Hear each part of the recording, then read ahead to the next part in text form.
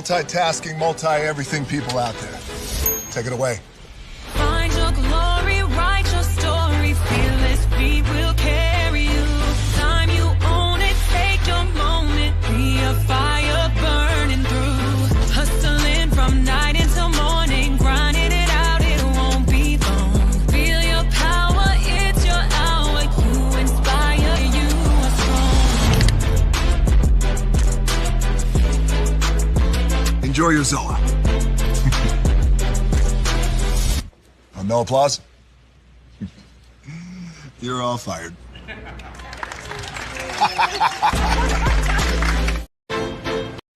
Hey, good morning, America.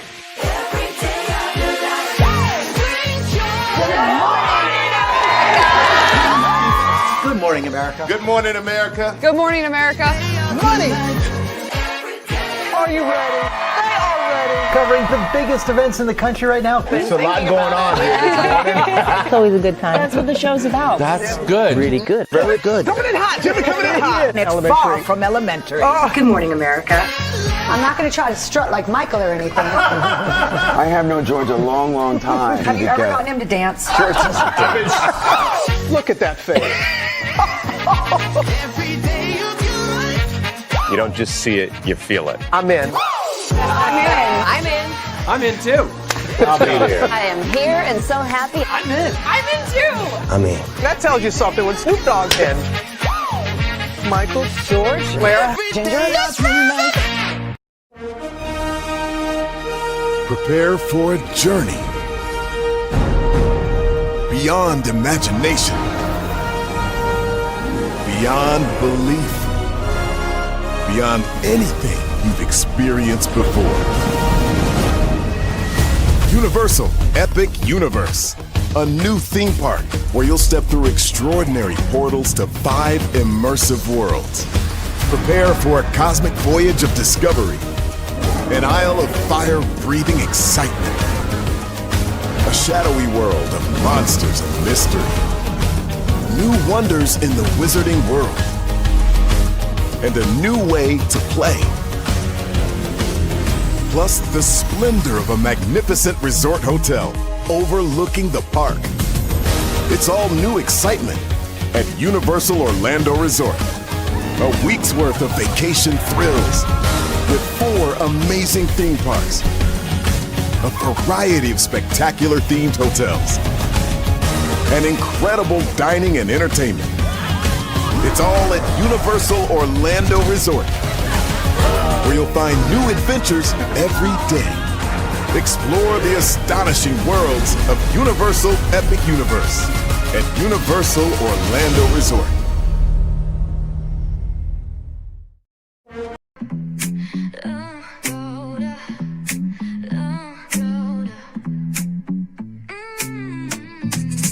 Lights go low, the city goes high. Stories untold under moonlit skies. Pray lonely, got the vibe, got the flow for the culture. Yeah, you already know. Turn it up, lean back, feel the breeze. Late night truths drifting through the trees. It's for the culture, by the culture. Pray lonely's got the soul to show ya. Breaking it down, lifting it higher. Feel the rhythm, spark the fire. Headlines flip with a soulful twist. Behind the scenes where the magic sits. It's the heartbeat of the now and the then, where the story starts and never ends. Tune in, lean in, feel the groove. Every moment, a vibe you can't lose. It's for the culture, by the culture. Pray lonely's got the soul to show ya. Breaking it down, lifting it higher. Feel the rhythm, spark the fire.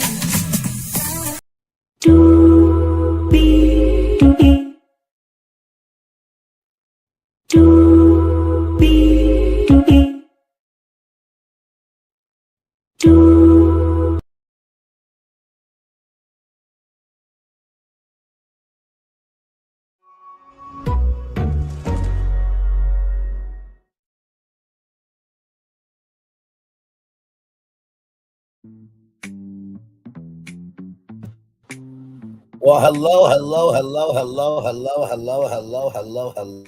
to you. Welcome into another edition of Brainley's Virtual Tour Live. Glad to have all of you here this morning. Shout out to the 6 people that were here, the 4 people that were here, the 1 person here now. Glad to have all you here in the building. We have 1, 2, 3, 4, 5, 6, 7 destinations for you all this morning. Reverend Jesse Jackson has passed away at 84 years old. We will talk about him this morning. For this to happen during Black History Month is quite sad. You know what I mean? He has always been about the good fight. And I know he has had his controversies, but I think we'll rather have a Reverend Jesse Jackson upon the planet than a person in the White House being in the White House right now. Amen. Let's just keep it a bug. We're safe here, okay? And then Jill Lee, Miss Lee, if you're nasty, has put out a brand new album. We'll talk about that. Chili's, you know them for their baby back ribs, but did you know them for their margaritas? Yes, we'll talk about that this morning as well. Warner Bros. Discovery is opening up for talks. I can't do it. I can't do it. And it's just like y'all already made the announcement, right? And y'all wait till y'all hear about the breakup fee, okay? And my Lord Jesus, it is very bad what they are doing right now. So we'll get to that, okay? We will definitely get to this because, oh my God, don't be stupid, Warner Bros. Discovery. Just don't be stupid. Then we have a story about New Orleans, Louisiana, and Mardi Gras. Something happened upon a float, so we'll discuss that. Tubi, who y'all always see the Tubi original on our show here, well, they have a brand new initiative that you guys need to know about. And finally, imagine a brand new dating service, but based on what you answer. It's called Date Drop. We'll talk about all this and more this morning because higher is waiting, lower is available. But either way, we got to go on tour. Yes, indeed, we do. Let me take down this iconic intro here.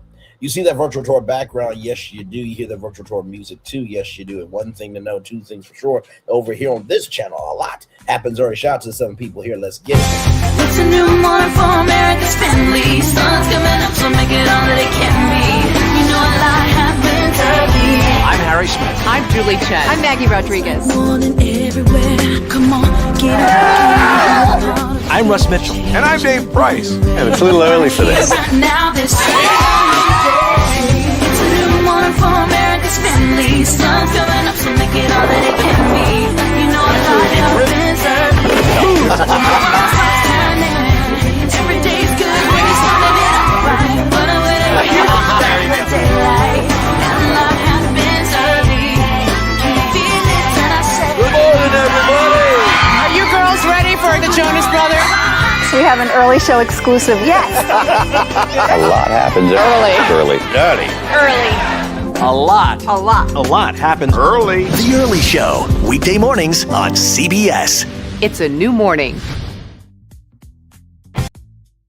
Yes, it is. Julie Chen Moonves. It is a new morning to Russ Mitchell, Dave Price, Harry Smith, Maggie Rodriguez. You're absolutely right on this channel right here. A lot happens early. Good morning, everybody. Hopefully all is well with each and every single one of you. Good morning to Danielle Ross as well. Good morning to you. All right, let's get to it, everybody, because we do have a lot to discuss and a whole lot to get through. So let's get to it, everybody.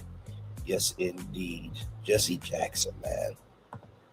Saw the news. I'm just like, what? Jesse Jackson? No longer here with us. I know he, had, a disease as well, but still just, you hope that people get through what they're going through. Amen. So here we go, y'all. Shout out to rollingout.com right here, celebrating 25 years. On to the next 25.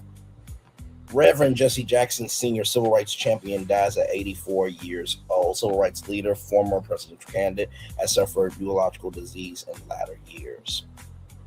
Civil rights icon, Reverend Jesse Jackson Sr., a Baptist minister who became a confidant to the Reverend Martin Luther King Jr. and went on to become a 2-time presidential candidate, has died Tuesday. He was 84 years old. Our father was a servant leader not only to our family, but to the oppressed, the voiceless, and the overlooked around the world. A statement from his family posted on Instagram said, "We shared him with the world, and in return, the world became a part of our extended family. His unwavering belief in justice, equality, and love uplifted millions. We ask you to honor his memory by continuing the fight for the values he lived by."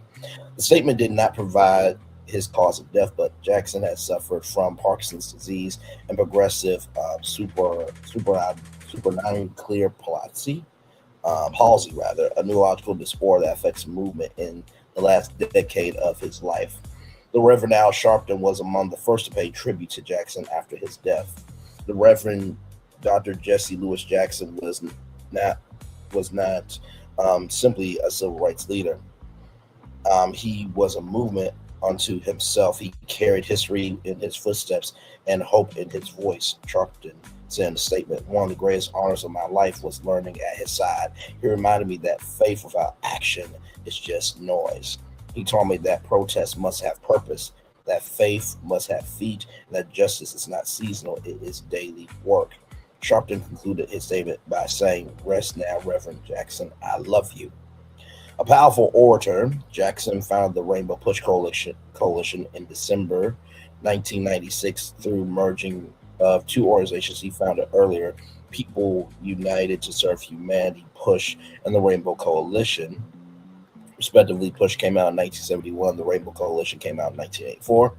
Jackson was born October 8th, 1941 in Greenville, South Carolina, and rose to prominence in the civil rights era, participating in demonstrations alongside the Reverend King, that's Dr. Martin Luther King Jr., everybody. His influence stretched over decades, including two unsuccessful runs for the Democratic presidential nomination in 1984 and 1988. Though a black man running at all had been considered a success 20 years before Barack Obama ascended from the U.S. Senate to the White House. So here is a video here of his convention speeches here.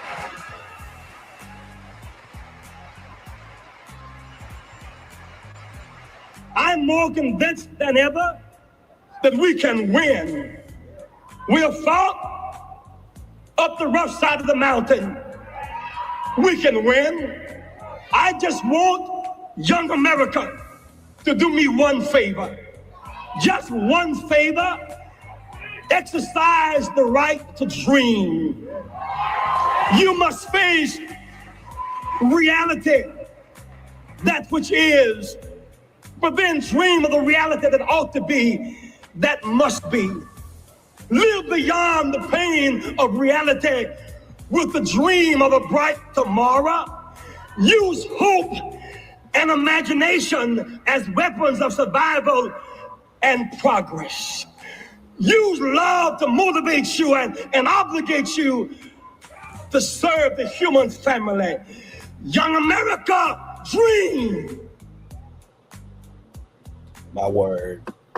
Powerful, powerful words there. Shout out to the DNC for that footage there. Jackson paved path for Obama despite rift. Jackson's relationship with Obama was strained at times. Trigger warning, everybody. It's 11:14 a.m. So not my words, okay? I'm just repeating it. My Lord Jesus. Okay, let me mentally get myself together. Cause why was this said? We're about to find out. I wanted to cut his nuts out. That's what the Reverend Jesse Jackson Sr. said famously during a broadcast when he thought a nearby microphone was cut off. Barack, he is talking down to black people. That comment put his namesake son, Jesse Jackson Jr., who was a co-chairman of the Obama campaign, in a bad spot. Jackson Sr. apologized repeatedly and said Obama represents the redemption of our country. Jackson rewrote the rules of American political imagination. His refusal to accept limitations became a roadmap for generations because he didn't wait for permission to join the struggle. In the early 1960s, as the nation convulsed with the pain of its own contradictions, we're still doing that now, he aligned himself with the Southern Christian Leadership Conference, SCLC. There, under the mentorship of Dr. Martin King Jr., Jackson became more than an organizer. He became a trusted strategist in the movement's most critical battles. So here is a YouTube short shout out to Newsweek. Democrats paid tribute to civil rights leader Reverend Jesse Jackson.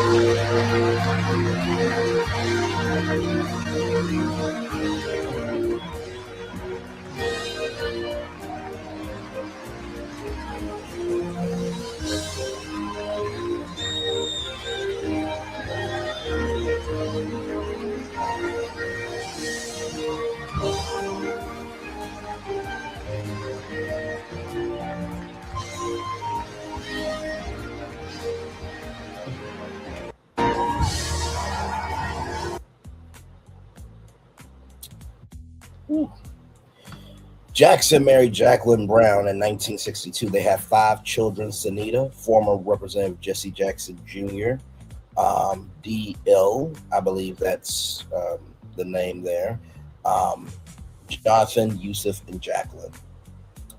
Daughter Ashley, born outside of his marriage, also survives, and public observances will be held in Chicago. And the Rainbow Push Coalition will announce funeral arrangements. What do I think about this? Okay. Well, we'll just do that. Yeah, no, we don't do that around here. No, that's what we don't do. No. So what do I think about this destination? First of all, it's a very sad morning. You think about the magnitude of the civil rights movement and what everybody did in order to help us get to where we are now in life. And you think about all the voices that did not have the chance to get to the 80s, the 90s, the 2000s, the 2010s. You really don't understand the magnitude, right, of the strength it took for these people to stump the yard so we can have a chance to live a life. Y'all know I always talk about the Little Rock Nine and what those 9 Black kids did for me and for all of us Black people, minorities. But also, too, with that, there were many other people that also fueled that movement. So rest in peace to the Reverend Jesse Jackson Sr., who passed away at 84 years old. This news broke this morning. So very, very sad indeed. All right, y'all. We do have more Brainley's Virtual Tour Live coming up right from this space right here and right now. Shout out to rollingout.com once again, celebrating 25 years. Now, wait. Now, okay, Hank, Jill, I'm live, beautiful. Okay, I'm live. Okay, just good. Okay, fine, child. Just go ahead. Just go ahead. Just Jesus Christ. Okay, all right. So that was me and Jill Scott. That's AI, y'all. Okay, please don't take that seriously. Although I know we look like a great couple, but let's roll on. Jill, really, this is how you want to show up? Live? Okay. Anyway, shout out to rollout.com, celebrating 25 years. On to the next 25 review. Jill Scott returns grounded and powerful to whom this may concern. Soul, lyricism, and introspection collide on Jill Scott's long-awaited return. I think it's been like 11 years since Jill Scott has done an album here. And I have to say, the album cover is absolutely beautiful here. Absolutely stunning. And shout out to Marcellus Lovelace, for the cover. To whom this may concern is a celebration of family and spirituality. Jill Scott returns with one of the most anticipated projects of 2026, delivering a 19-track. Let me say it again, a 19-track offering that features Jid, Tara Wack, Too Short, A.B. Soul, Trumbo, Shorty, and spoken word contributor Maha A City Earth. It's a warm hug, a full display of her creative range, poetry, singing, and rapping. Jill leans into every part of her artistry without hesitation, and the result feels grounded and assured. After the poem Dope Shit opens up the album, Be Great steps in as a mantra. I'ma go ahead and be great. Why not? That line lands. It's a question many of us need to ask ourselves. Trombone Shorty's presence makes the record feel expansive, almost like a HBCU halftime band performance. Brandon's scope and sound, the horns lift the track, giving it a celebratory pulse that sets the tone early. Jill shares herself in a way that touches your soul. It's appreciated because it's authentic. That honesty shows up clearly on Beautiful People. The song speaks to the core of who we are and highlights the beauty of our humanity. It reflects how that humanity shows up in family and in the meaningful relationships that shape our lives. There's care in her delivery and warmth in her phrasing. On Off the Back, Jill honors her ancestors. Vocally, this is one of the richest moments on the album. Production feels pulled from the late 60s, early 70s Black Soul records. There's texture, depth, and reference throughout. The track reminds us of those who came before us, what they sacrificed, knowingly or unknowingly. You can hear the gratitude in her voice. North Side features Tara Wack captures what makes rap exciting, the trade-off of verses rather. DJ Premier laces the track with raw production. Jill scorches the mic, as she often does. Come on now. She sets the pace and clears space for Tara to step in with her unique stylings. The chemistry works. It feels sharp and confident. What is the consequence for being this dope, Jill asked. The answer feels clear. A rich career filled with loyal fans and supporters who have grown alongside her. The Math Stance is one of the most introspective songs on the album. Jill sings, could it be we be buying our dreams to disguise what we don't have? Could it be we worship things that ultimately can't last? Could it be we sabotage love because it hurts us in the past? Jill challenges us to look inward and do the math. It's not framed as judgment, it's framed as recalibration, as growth, as transformation. Throughout To Whom This May Concern, Jill moves comfortably between R&B, rap, and blues. She styles each genre in her own way, sometimes playful, sometimes serious, sometimes tender, and always loving. The thread that connects it all is honesty. After nearly 11 years since her last release, we hear a fully realized woman who is comfortable in who she is and enjoying life on her terms. Jill delivered some good food for the soul. To Whom This May Concern is substance. The album feels refreshing, free from unnecessary gloss. The music breathes, releases realness anchors the project, and invites the listener to sit with it. Standout tracks, Be Great, Off the Back, North Side with Tara Wack, Pressure, Math, I Say, and Sincerely Do. 5 out of 5 stars. So what do I think about this destination? I'm not surprised. Jill Scott is one of those people that just because you don't hear from her doesn't mean that she's not working. And the range of Jill Scott as an artist, I mean, you think about the HBO series where she was a detective, and you think about the first Wives Club, and you think about, her being Sheila and Why Did I Get Married? You think about the lingerie line that she had. She did have a lingerie line, everybody. You think about the Bluebirds Foundation that she has. And she's always been an artist of understanding the weight of her work, but also understands the magnitude of responsibility. And in 2026, to have an album that feels so real, so open, and so sincere is what the world needs right now. I feel like when it comes to music, television, film, podcasting,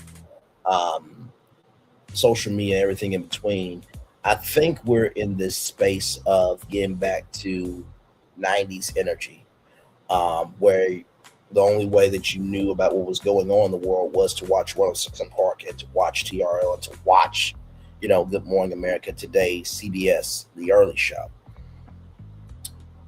And while we will never get back to that, I think the authenticity of stand on business, don't be afraid to say what is on your mind, not for the algorithm, but for your soul.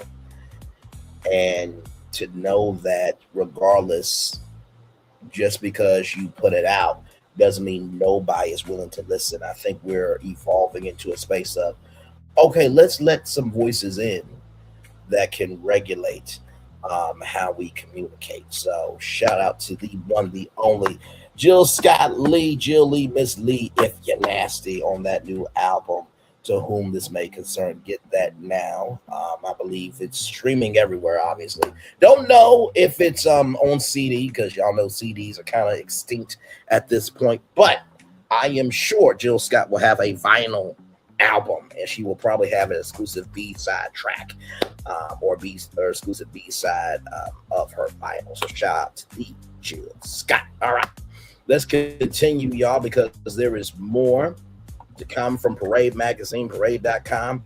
Chili's is celebrating National Margarita Day by turning its beloved monthly program into an official club.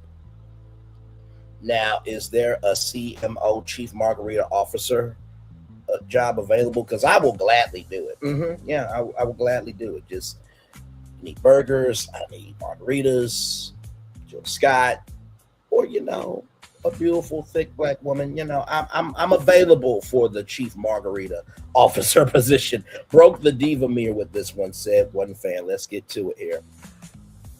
Key points: National Margarita Day is celebrated on February 22nd.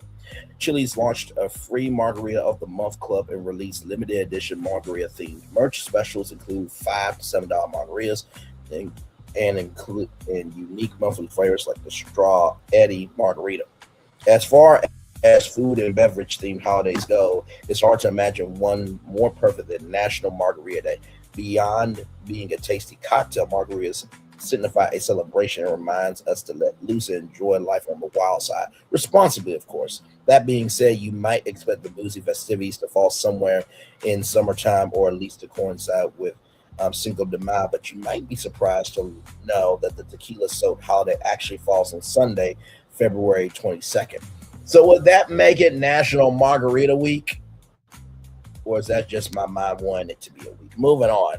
Sure, it might not quite be the same as enjoying a Texas-sized margarita tacos on a sun-drenched patio by the ocean on your third day of your week-long vacation, but we'll take whatever we can get. Besides, is there ever a bad reason to have a margarita or two? We didn't think so. Of course, when it comes to actually celebrating holiday outside of going on a 3-week vacation, there's no better place to visit than your local Chili's. The chain is known all over the world. The chain is known the world over for its famous triple dipper, and also to their baby back ribs. Let's not forget those, and those legendary burgers. Sold a whopping 30 million margaritas in 2025 alone. Let me say that again. 30 million margaritas. 30 million margaritas in 2025 alone. That's in 1 year in life. That's more than any other restaurant brand in the entire United States. Now, that's a whole lot of tequila.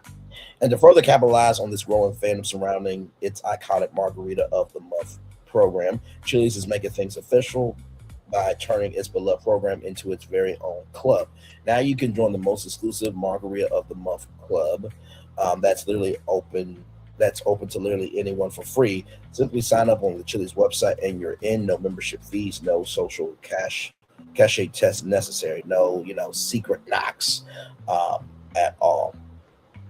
So Chili's launches Margarita of the Month Club with limited edition merch. It looks like they have removed it, sadly.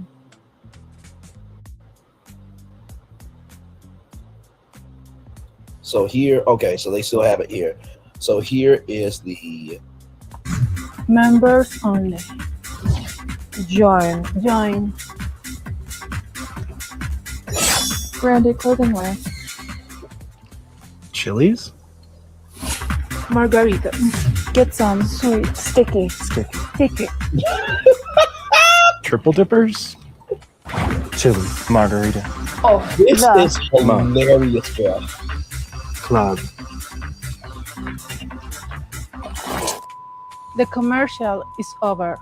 Chili's Margarita of the Month Club merch, now available. First of all, shout out to Chili's. Like, the fact that they broke the fourth wall and said, this is, oh my God. Okay, let's see this merch. That's what I want to see. I want to see the merch. I do. I want to see the merch.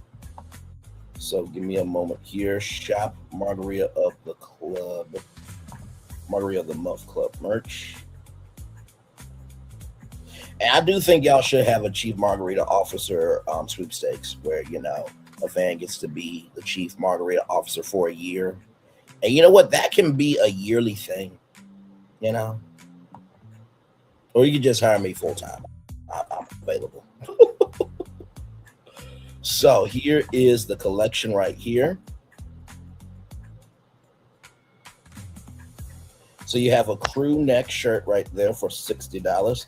Cabana shirt pink for $45. Cabana shirt green for $45. Salt brim snapback hat for $30. Snapback athletic hat green for $30. Snapback athletic hat pink for $30. Crescent bag for $25. Polo shirt pink and green for $45. Polo shirt yellow and blue for $45. Let's see, is there any more here? No, that's the collection. So you can get this anytime. Let's go back to it here. Once you signed up, you can enjoy a rotating menu of 12 delicious margaritas featuring boa and vintage flavors for a meager $6 this month. This month's highlight is the Straw Ed Margarita, which is made with Lucille Blanco tequila, Deep Eddy lemon vodka, strawberry puree, and a house-made sour. As if the promise of several tasty margaritas wasn't enough, Chili's also just dropped a must-have merch line that fans can shop online. The collection leans heavily on pink and green as the main colorways and includes items ranging from snapbacks and crew necks to polo shirts and a fanny pack. To bring the collection to life, the brand created a series of short films that take the iconic red booths out of the restaurant and place them in high fashion settings to showcase the yacht club inspired vibe. And even though the merch just dropped, fans can't seem to get enough. OMG, my dream, said one excited customer. Obsessed. Fire emoji. The last one was the heart eyes emoji. Someone else commented that the pieces range in price from $5 to $60, and each order comes with your very own passport style booklet that you can use to track your marks.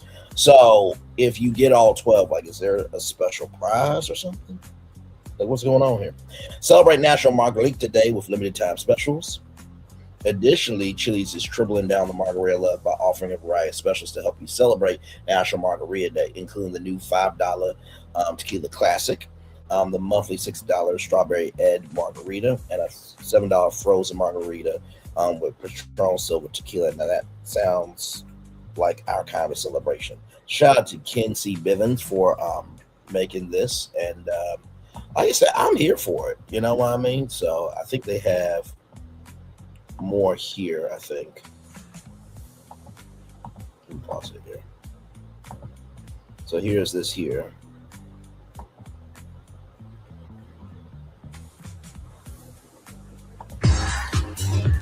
Chili's Margarita of the Month Club. Exclusive club merch. It's margaritas. This is kind of a weird Chili's.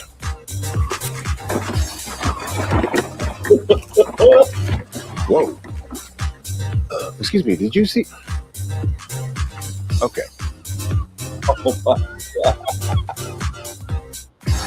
Welcome to Chili's. That's right. The romance between your boy Jake Jones and Chili's is just getting deeper and deeper. I got the call, hey, we're dropping some exclusive club merch. I said, are you talking about the Margarita of the Month club merch? And they said, that's exactly what we're talking about. How do we get you down here to be on Chili's next top model? And I said, I'm ready. Chili's next top model is crazy they had work. me spitting poetry, like take your main squeeze to Chili's for National Margarita Day. You know, just words of romance and love language. Honestly, this love story between me and Chili's is really going to be eternal because of this new Margarita of the Month club merch.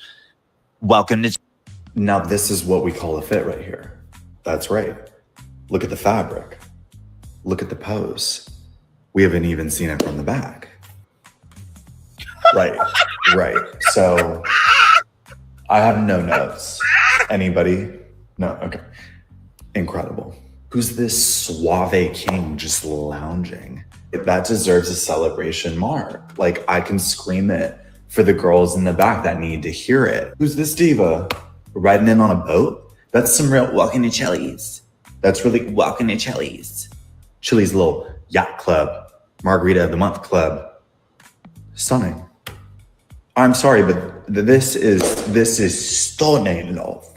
Now this is what we call. Now listen, personally, Chili's, if you're gonna go in all in on this, I'm gonna help y'all real quick. Let's go to Zillow.com. Okay, now I know y'all from Texas, okay, but margaritas are mostly known for being in Miami. So let's look up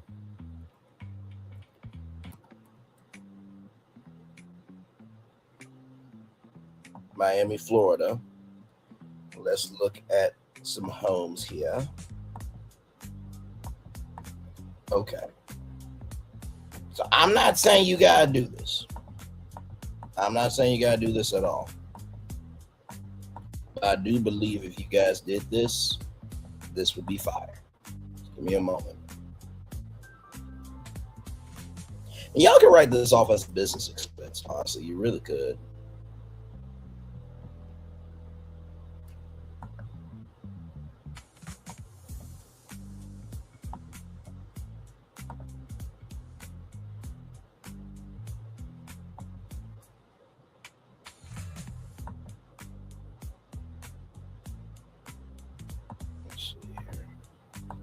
Trying to see a home that's already bet. Okay, I got it. Got it.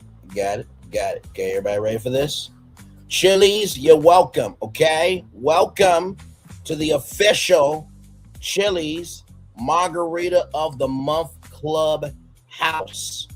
Okay, now this is $9,795,000, 7 beds, 8 baths, 6,962 square feet. Okay, it's in Coral Gables, Florida. Let's look at the home. Okay, listen. Pull up to this. And can you imagine content creators having an overnight stay in this home? Yes. You see the you see the staircase, very nice. Mm-hmm. Chili's, I'm just saying. Okay. Kitchen, very nice. Mm-hmm. Yes, we like the kitchen. Got your family room here. Bedroom. Like I say, you can transform that bedroom into, margarita themed bedroom. And, some of y'all could say this could be a content house. It could, and I'm going to show you why I am thinking of this here in just a minute, but also too with this going through the home. Now, listen, you can write this off as a business expense, and this could extend the brand of the Margarita of the Month Club. Okay, just keep it in the buck. Now, this is where, the chief margarita officer, the CMO, and actually tell you the truth, if you do that sweepstakes, the chief margarita officer gets to live here for a full year. That ain't too bad of a gig. Fly different Chili's locations across the country. Got a pool there. This is a nice home. It's a very nice home. Okay, you got wine there. Of course, we would just change all the wine to, tequila. Okay. Yes, indeed, because we're trying to stay on brand here. Now, I'm going to show y'all something.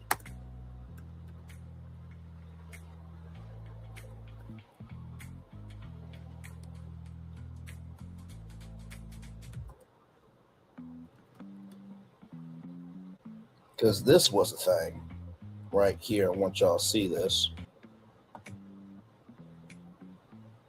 Now, this was an actual campaign, and what they decided to do was Mike's Hard Lemonade had a freeze house right here, okay? So let's check this out.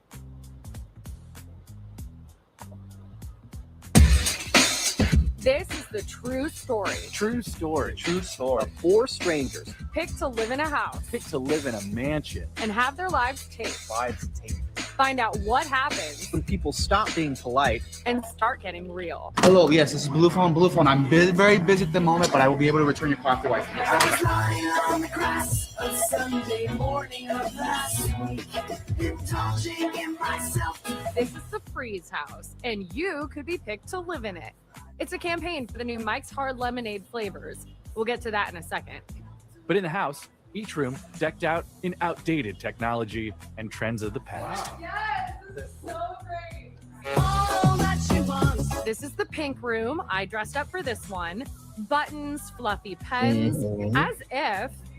Was that a good one? Was that good? I really felt the as if. Then we ventured into the blue room. The boys like this one. Polaroids, trinkets from the science store at the mall, and a closet full of FUBU. Oh my gosh, so cute! The white room was lined with CDs and one of these cool see-through phones. Oh, I remember the see-through And the phones red from back in room, the day. not Christian Grey's red room, you nasty. There is a couch and a camera. It's meant to be like the confessional. One of those room old the real school world cameras. house. Check out this cool garage for gamers. Each room represents a flavor. They taste like your favorite frozen ices from childhood. The ones that don't have a flavor, but a color. And if you're one of the rebellious, daring kids at the corner store, you'll mix them all together. So nostalgic.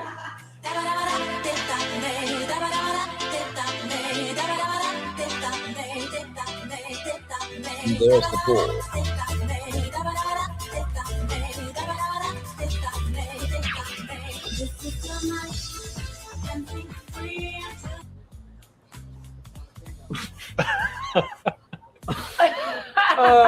Mike's Hard Lemonade is picking one person to bring three of their best friends to stay at the Freeze House. The stay is the first weekend in June, and the winner will also get $10,000.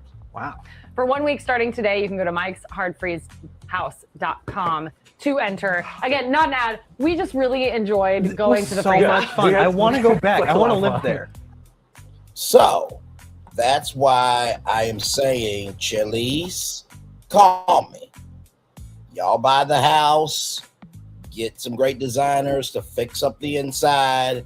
Then you do the chief margarita officer yearly residency. Okay, as sweepstakes every year, there's a different, chief margarita officer.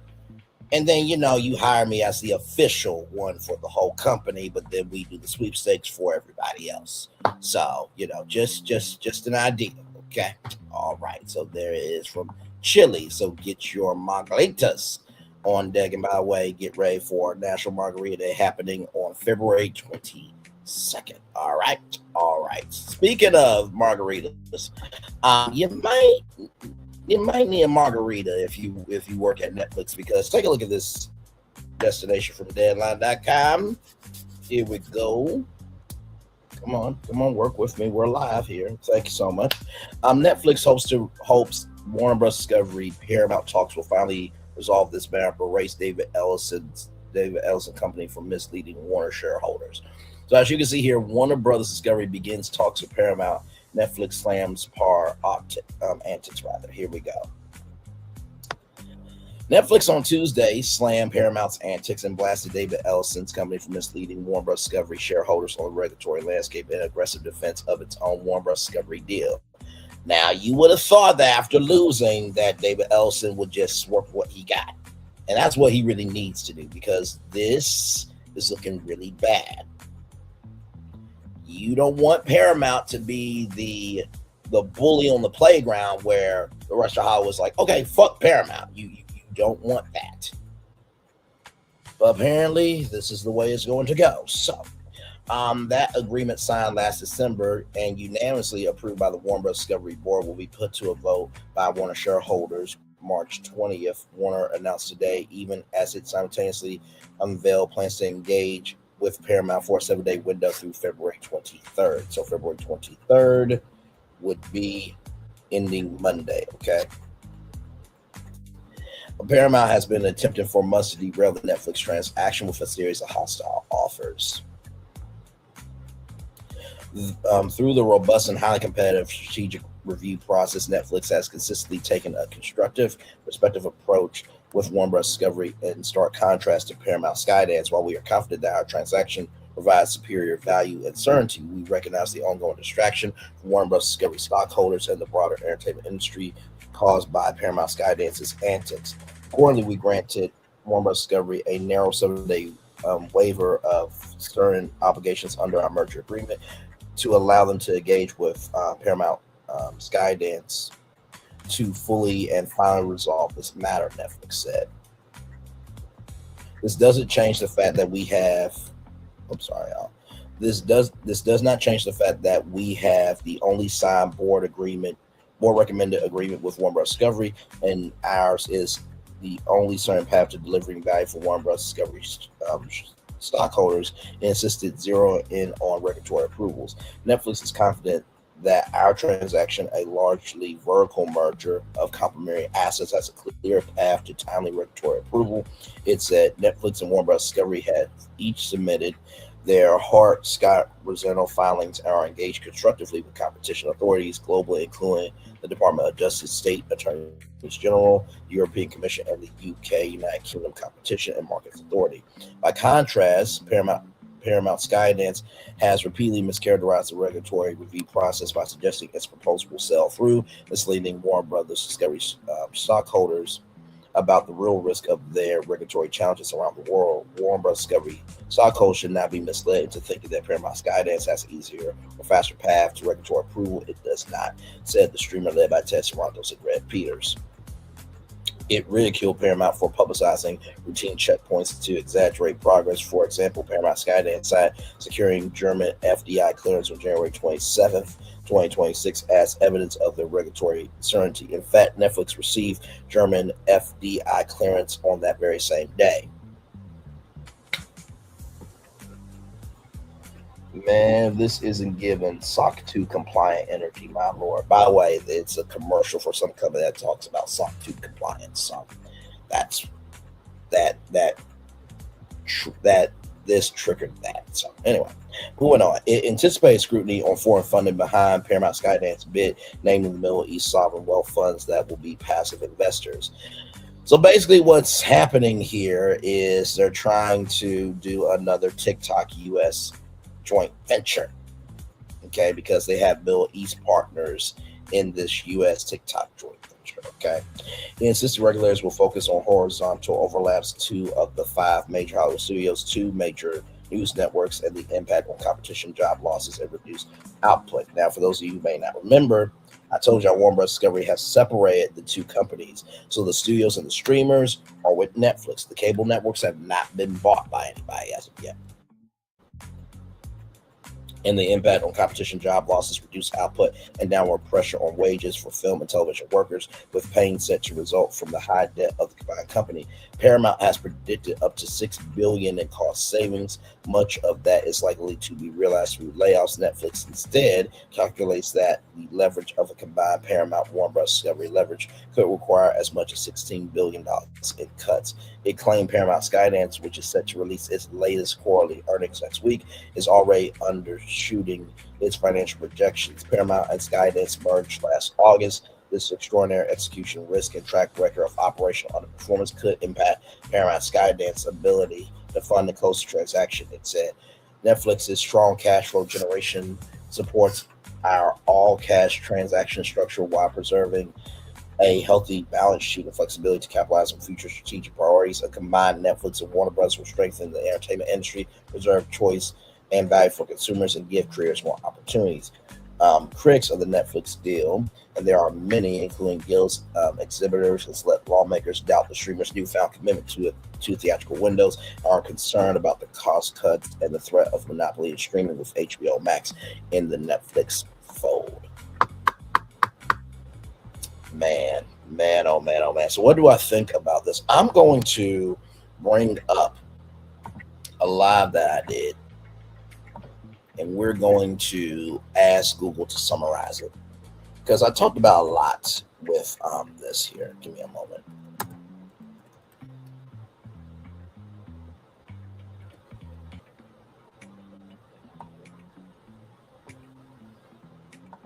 Okay.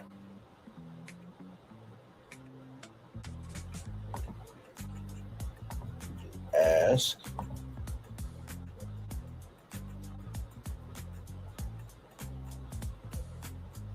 Okay, so here we go, y'all. Here we go.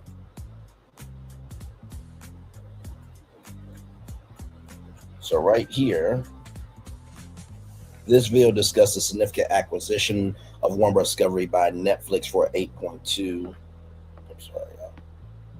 For $82.7 billion. The acquisition includes Warner Brothers Film and Television Studios, Telepictures, HBO Max, and HBO. The speaker highlights the historic nature of new media buying old media and develops into the implications of this deal for the entertainment industry.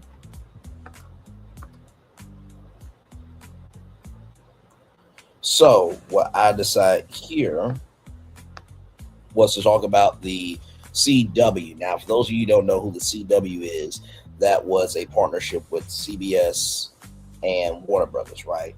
So what I ended up saying here is imagine a partnership between CW, Netflix, and Warner Bros. Studio streamers. This partnership aims to leverage Netflix's global reach and Warner Bros. Content engine to provide new programming for the CW, including next day streaming on HBO Max. So it creates this loop, right? Because Netflix, they're not going to buy a linear cable network. But if Netflix wants to broadcast a huge event and they want to have that linear push, they could partner up with the CW. And because you have Netflix studios, you have, HBO, those partners that can produce those CW shows, and those CW shows can air next day on HBO Max. So it creates this constant loop of content. And then, of course, it said the CW Plus free streaming network. And this free ad-supported streaming service like Tubi, right?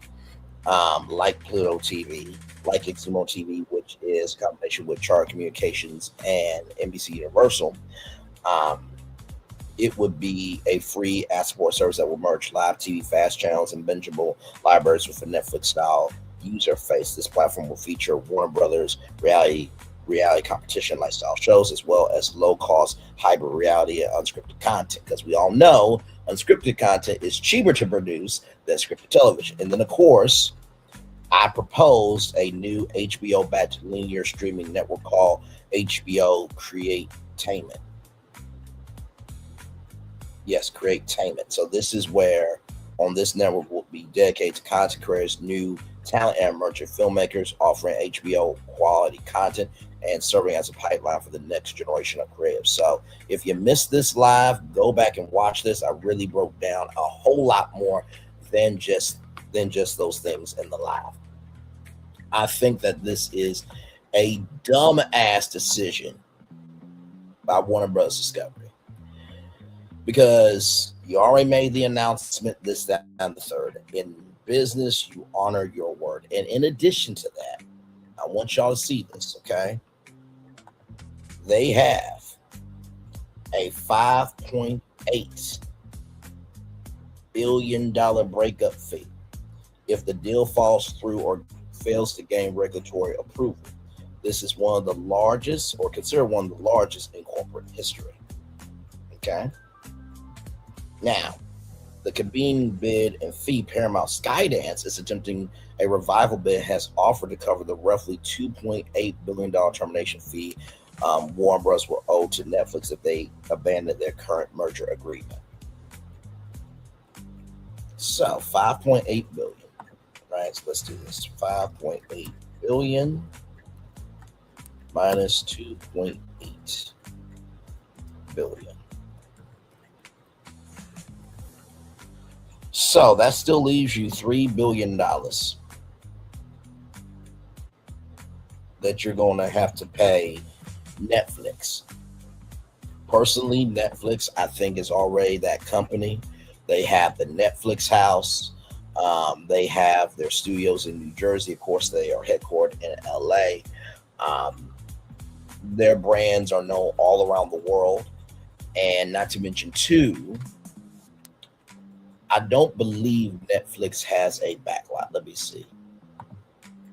Does Netflix have a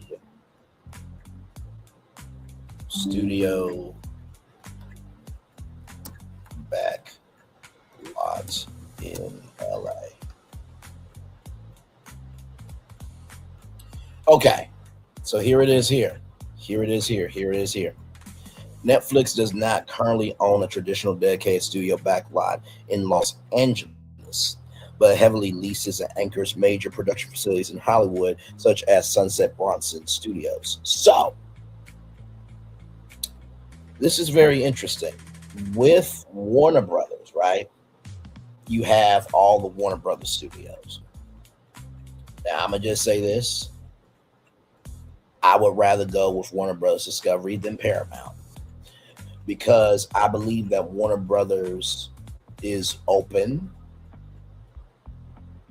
to being able to be more creative than Paramount, because right now Paramount, as you guys may or may not know, they had to get rid of their DEI initiatives. They had to hire an ombudsman at CBS News, which is now MAGA News, essentially, on the network television circuit. And, you know, Paramount Studios, right?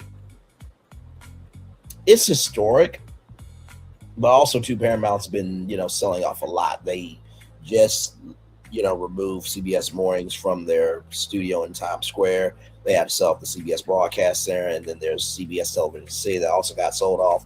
So, you know, Warner Bros. Discovery has been able to own their studio. And if I'm, you know, Netflix, right, I am just as pissed off. So Warner Bros. Discovery, stick with Netflix.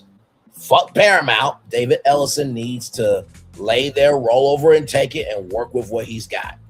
Because I don't know about y'all, but I don't have $5.8 billion to pay a company. So I listen, y'all already signed it. The board approved it. Move the fuck on. All right. Now, with that being said, let's go over to Black Enterprise magazine, blackenterprise.com. Because this story here, my Lord Jesus, or this destination rather, Mardi Gras float sparks outrage after crew hangs dark-skinned dolls on beaded necklaces. The crew of Tux has since apologized for the offensive behavior. The Mardi Gras crew faced backlash over a display of black dolls hanging on their float. The crew of Tux garnered criticism for its unusual decorative necklace during this year's Mardi Gras festivities in New Orleans, Louisiana. While riding on their float February 14th, our crew members boasted dark-skinned dolls that shocked those who were watching. While riding on their float, white crew members boasted dark-skinned dolls that shocked those who were watching. So, here we go here. So, there is...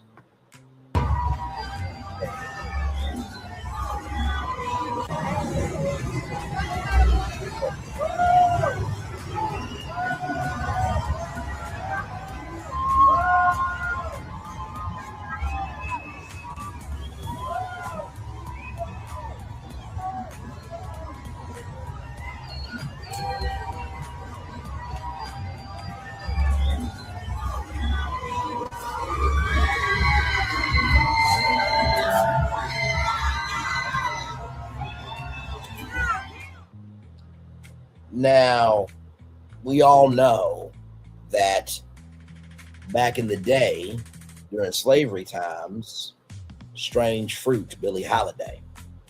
Know your history. New Orleans authorities have vowed to investigate an incident. This is from Meow News. Authorities investigate alleged racist act at New Orleans parade. New Orleans authorities have vowed to investigate an incident showing an individual depicting an alleged racist act during the Cruise of Tux parade in the city on Saturday, February 14th. Footage obtained by Storyful appears to show a member of the crew standing on float with two black Barbie-like dolls hanging over the edge with a string of beads around their necks.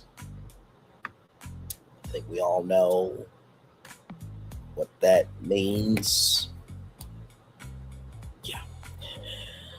New Orleans Mayor Helena Moreno wrote in an Instagram post that earlier that an earlier image circulated of that same individual seemed to depict a horrific fake crime. Let me be clear, this display is deeply offensive, unacceptable, and has no place in our city, Moreno said. New Orleans is built on respect, diversity, and inclusion. Actions that seek to demean or intimidate any member of our community violate the very spirit of who we are. Our celebrations, particularly those where children and families attend, should be spaces of joy and unity and not exposure to hateful or harmful imagery.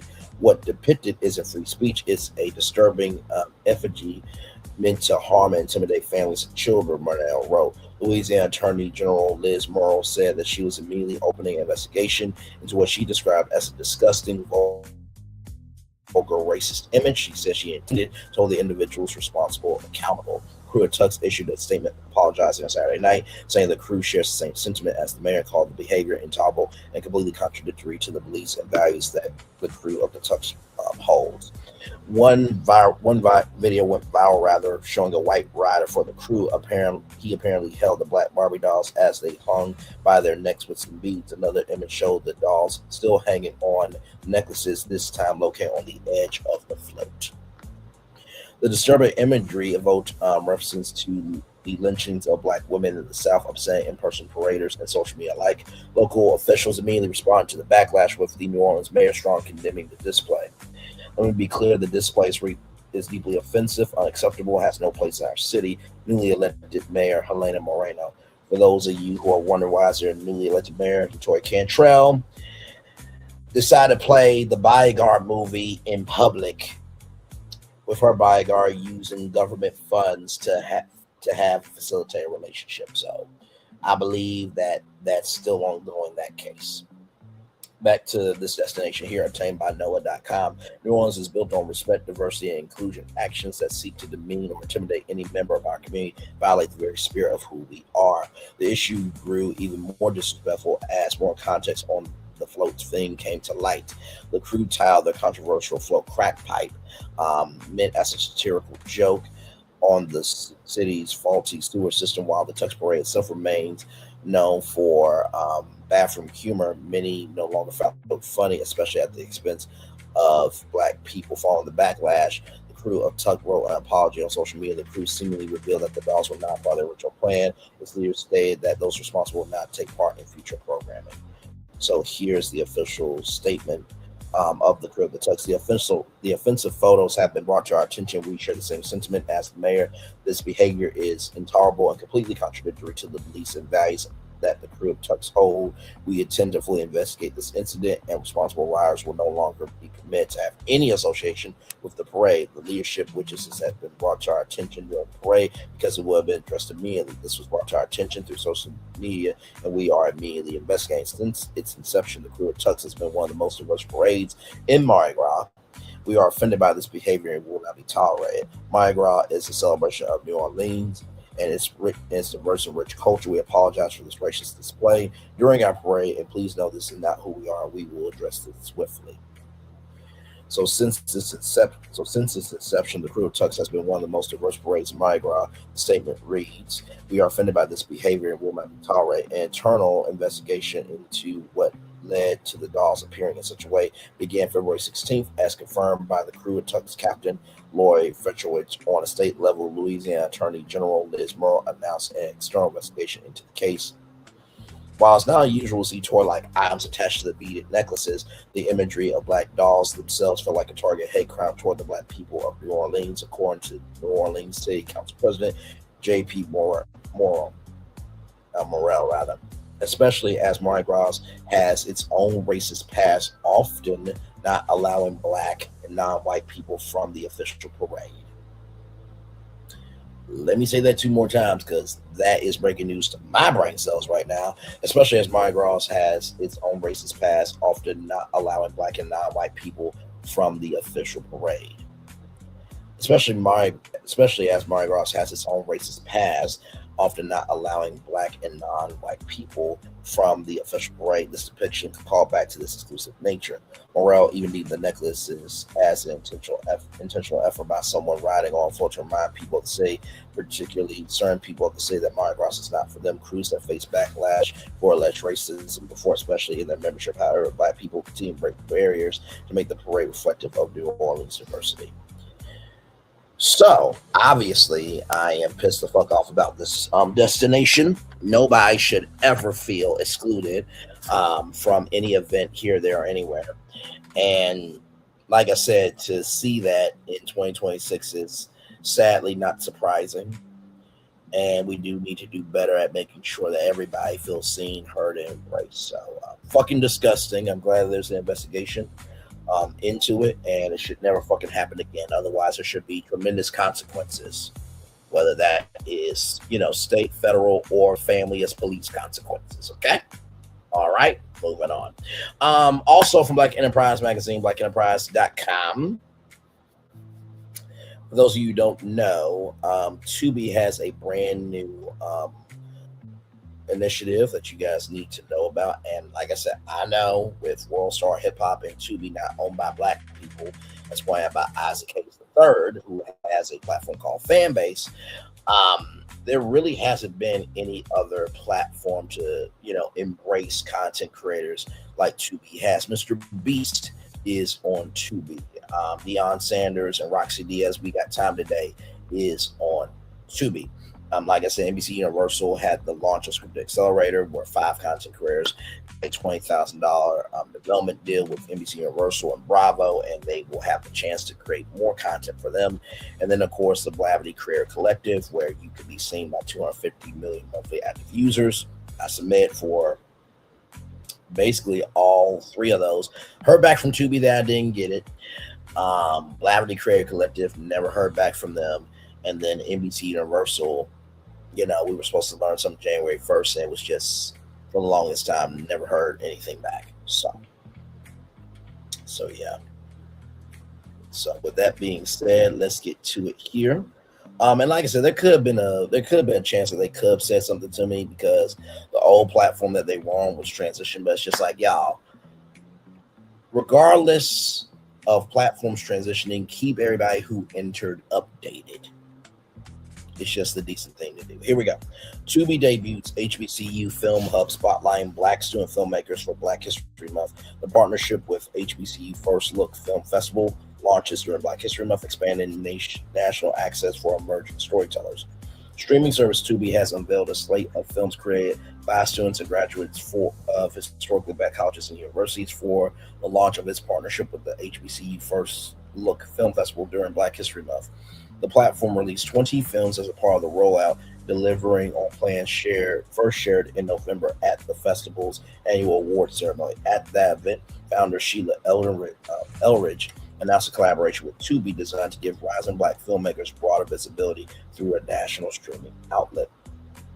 Elridge, a Howard University graduate and CEO of Miles Ahead Entertainment, described the partnership as a turning point for creators from HBCUs, calling it a milestone for Black creators. The initiative aims to elevate voices that have traditionally faced barriers in film and television. In addition to the 20 newly available titles, the dedicated streaming hub branded HBCU First Look is expected to feature more than 100 films from HBCU affiliated creators. The collection spans documentaries, scripted projects, and experimental works from institutions including Morehouse College, Howard University, Florida A&M University, and Spelman College. The films explore themes ranging from student life to deeply personal narratives and broader cultural stories. Tubi, known for its expansive digital catalog and growing original programming, said the partnership reflects an effort to connect with emerging filmmakers earlier in their careers by providing free, widely accessible platform. The company hopes to offer exposure and sustainable opportunities for independent artists. Among the highlight selections is Him Plus, a first place short film written by Florida A&M alumnus Shadrick Clark. Other featured projects include a documentary about the 15th annual Cafe Mocha Salute Them Awards, read by Lee Solomon, along with experimental pieces such as Echo of 2022 by L. Palmer and Thomas by Dr. Shana Thomas. Elridge's career in media began under the mentorship of Kathy Hughes at WHUR-FM, that is the radio station for Howard University. Kathy Hughes is also the founder of Urban One, which is TV One, Radio One, and Interactive One as well. She has since collaborated with major brands, cultural institutions, maintaining a focus on Black storytelling throughout her work.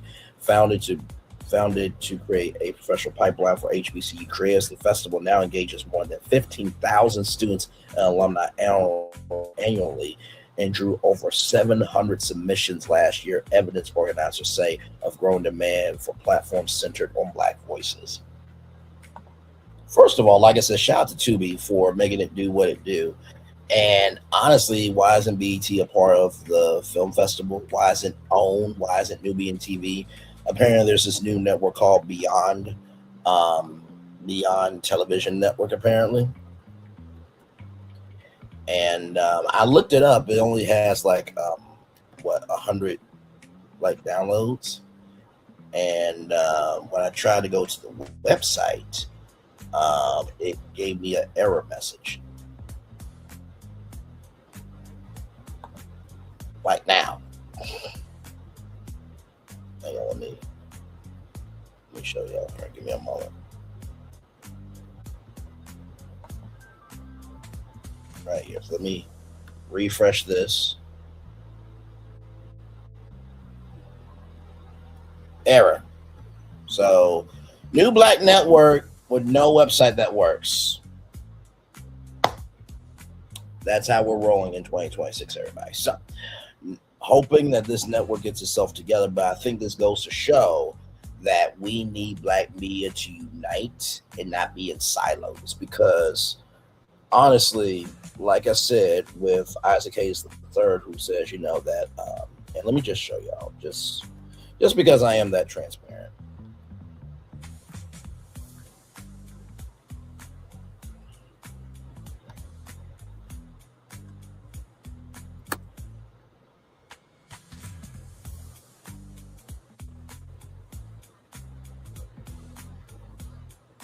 Give me a moment, because I really do want y'all to see this here. Because I've debated, right, on, you know, promoting, you know, different platforms that are not Black owned, right? So, you know, of course, we cover Black culture. That's what we do over here. In the same token of that, right, we also have to recognize that when other platforms are trying to do something in the neighborhood, we have to support. So give me a moment as I find out those posts, because he posted those not too long ago.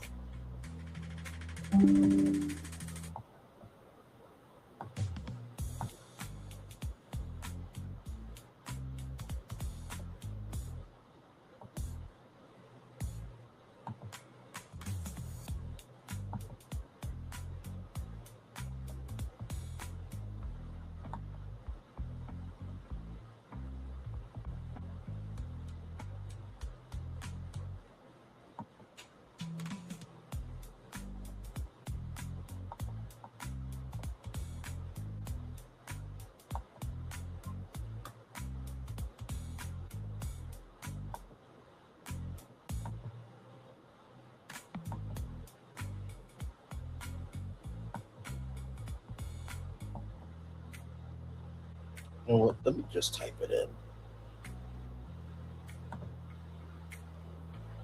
Let me go back. Tubi.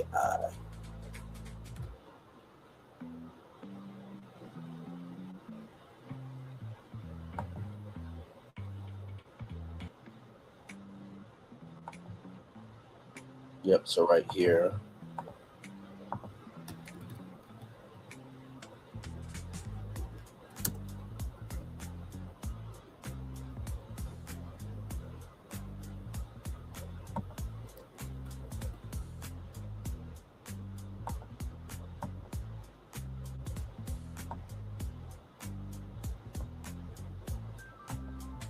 So right here, media facts.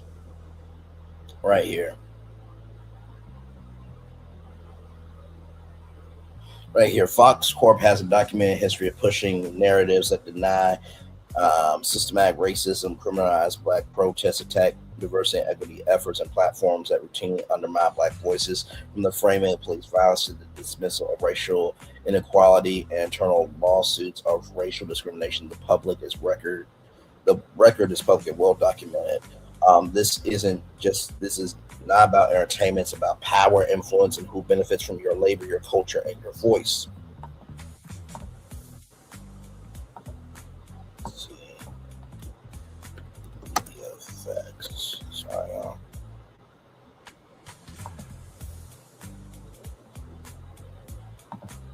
and this was the other post here, your voice. When you post content, you're not sharing art, you're feeding an ecosystem, algorithm, corporate agenda. Black creators, Black artists should not be supporting platforms owned by Fox Corp. And when I saw this, I'm like, okay, I do know, right, that Fox has had a history of this, right? But I also did say that with Fox, right, that they have brought empire, right? They have been stomping the yard. For those of you who don't know, there was a thing called Studios, right, for Tubi. And I'm going to show y'all this video right. I can find it. Okay, right now. Here we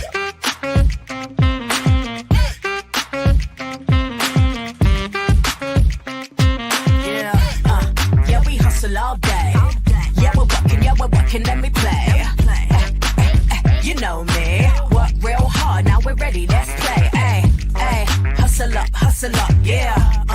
Ready, set, let's go, yeah. Hustle up, yeah. Ready, set, let's go. Turn it up, turn it up, turn it up, turn it up a little louder. Now get low,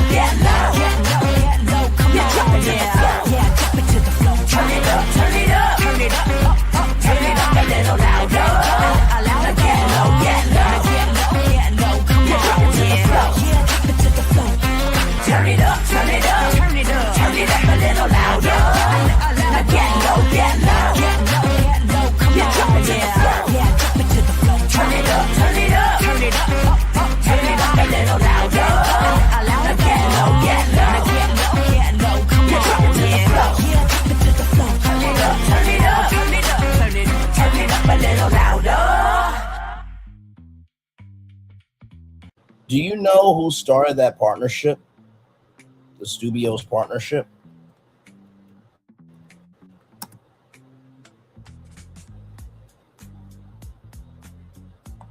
Now, Isaac Hayes may not know about this, right? Right here.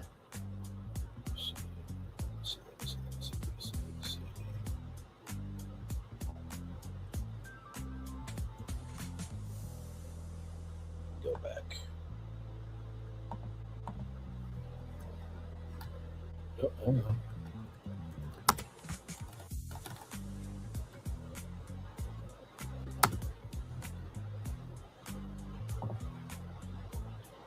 Now this article came out in 2024, right?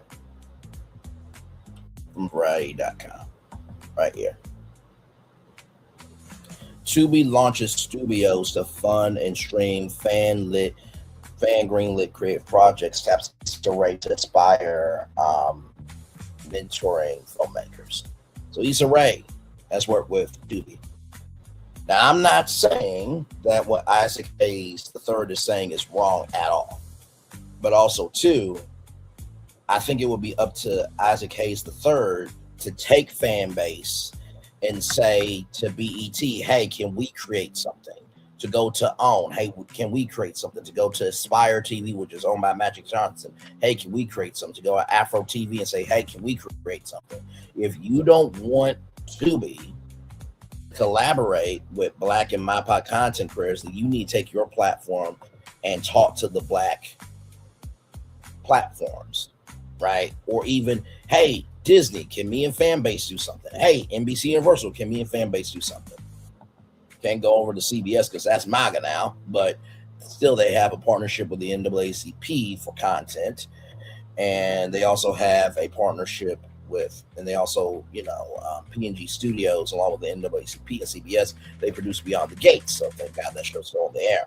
But the point is, I get what he is saying, but in the same token, like whatever we don't celebrate, if we don't celebrate, if we don't uplift it, if we don't try to, stump the yard for it, then guess what the company's going to say? Oh, okay, well, we don't have to ever do this again because they didn't give a fuck about it.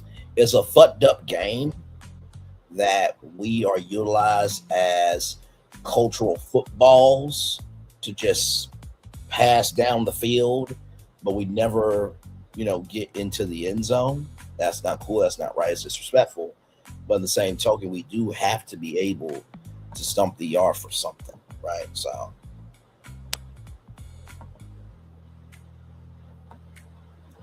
So with that being said, let's go back here because there are some comments. Okay, there's some comments here. So this person here, Tiffany Tony, which by the way, face card is not declining here. Here we go. Tubi has definitely made a lot of black Tubi has definitely made a lot of black filmmakers millionaires, and it's life-changing for them.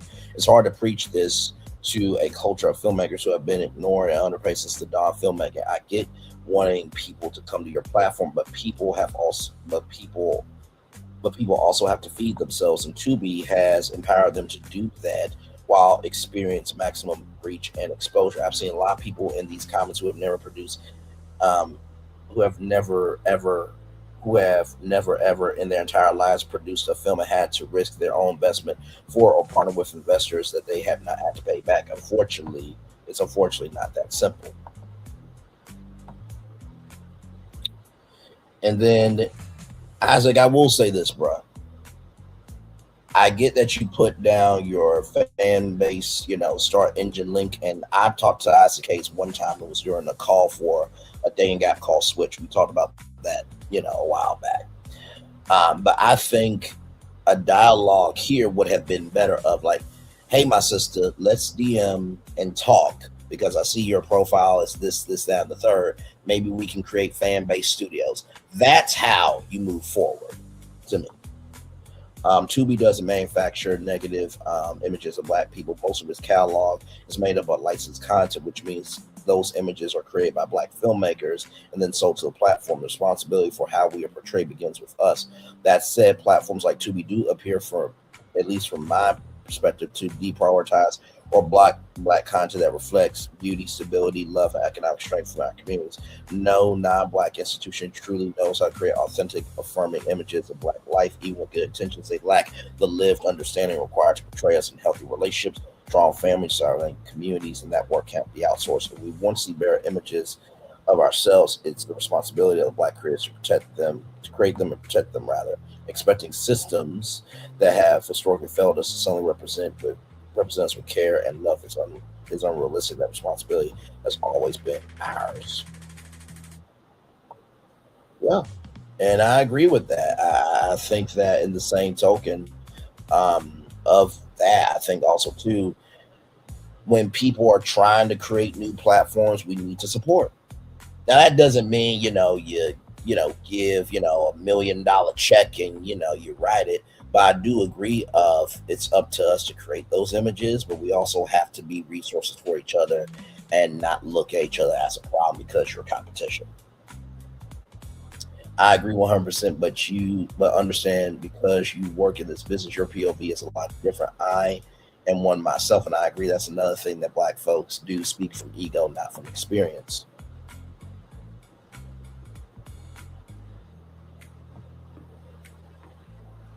Yep, we've been yelling this from the hills, but our own people don't listen. Yep, we truly need 100% black on media platforms, from the server to the tech to the staff to the talent. High quality, still industry grade, 9%, the whole damn thing. The biggest thing is marketing. Said this new streaming service with the brilliant black minds out here can make it happen, just like the labels, the streaming platforms and networks are the banks and marketing. That's what made succumb to them.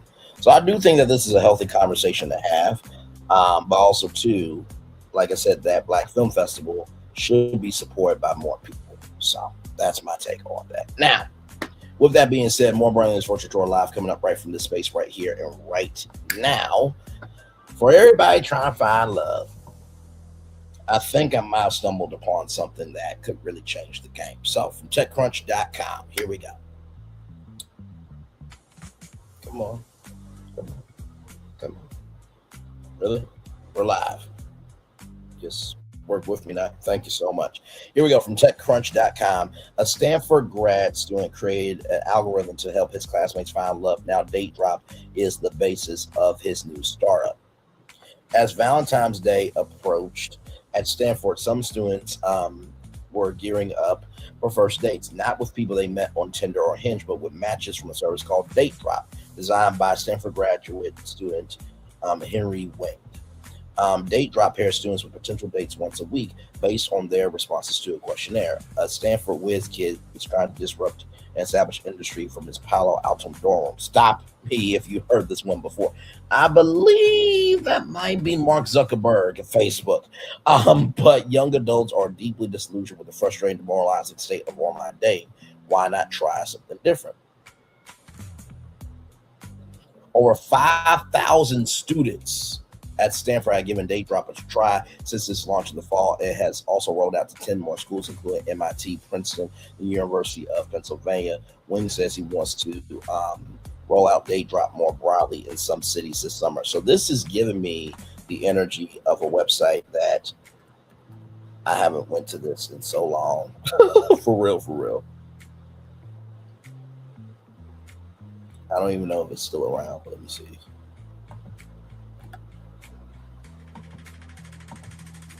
It looks like it's not one straight.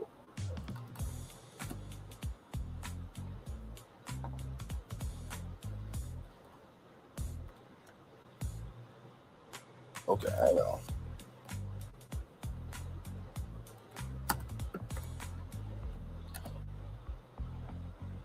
It looks like right here. So this platform was out a while back, right? And this was called datemyschool.com. Now, I was on it. It looks like it's not around anymore because I just tried to type it in and it was like, no. So datemyschool.com looked a little like this right here. So you would go here and sign up, and then you can, go through different schools and stuff, educate people, educate dates. So it was a novel concept. It looks like, let me type in datemyschool.com. Because it looked like the website was broken. So, but yes, back to our destination here. Our matches convert to actual dates at about 10 times the rate of Tinder, Wing told TechCrunch. Instead of swiping, we get to know each person deeply and send them one compatible match per week. At first, Wing didn't intend to turn Date Drop into the foundation of the startup. Then his close friend of his met their partner via Date Drop, and that's when I got the sense that this was less of a project, he said. Okay, so here's datemyschool.com, y'all. It took too long to respond, so it looks like it is a defunct website at this point here. Let's see here. Now Wing thinks of Date Drop as just the first service from the startup, the relationship company, which is a public benefit corporation, a type of company legally required to consider social impact alongside profits. This started as something I just wanted to exist on campus. It became a company because people kept on asking for it in their schools. I needed resources to do that, he said. I definitely feel like this can expand from schools, and it could be a new way to date for sure. Already, Wing has raised a few million from some angel investors, including Zynga founder and early Facebook backer Mark Pinchkus, who has taught business courses at Stanford, including to Wing.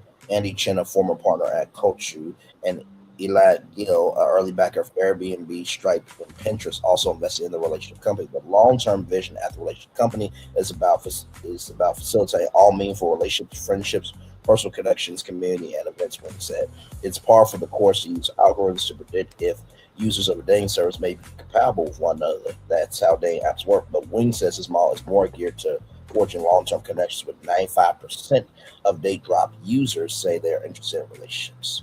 So here is some of the questions here. Having no social media is a green flag.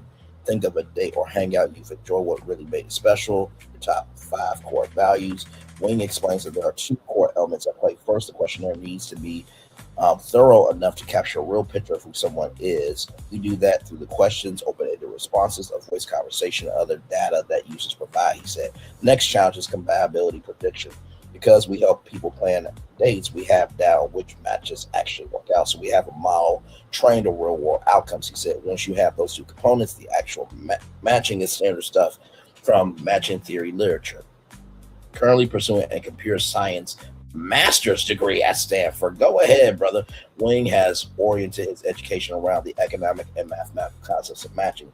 As a Stanford undergrad, he created his own major to study humans, matching, and incentives.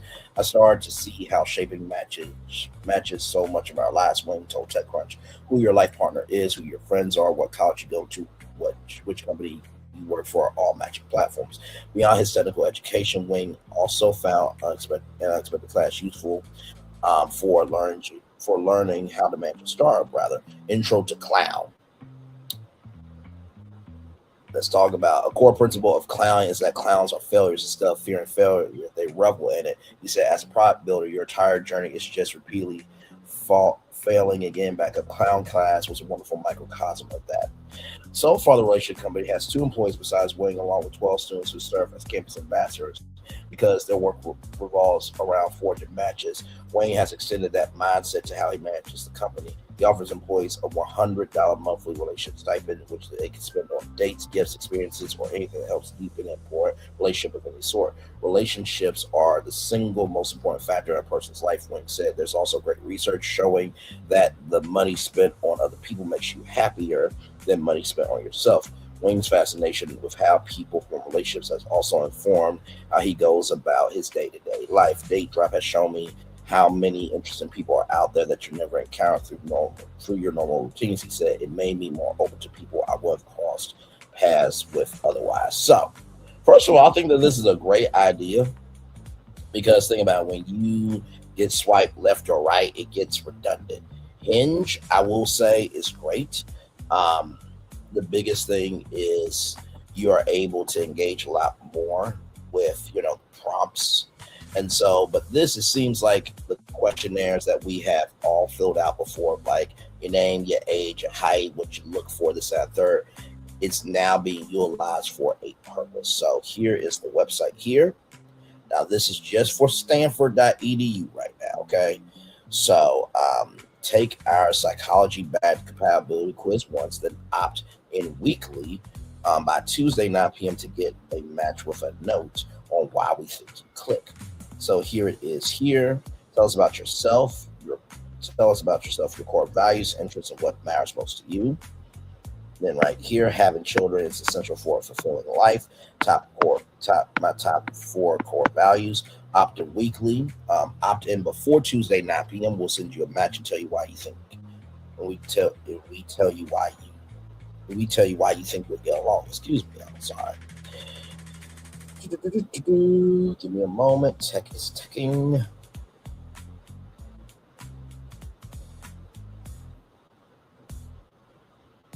There we go. Okay.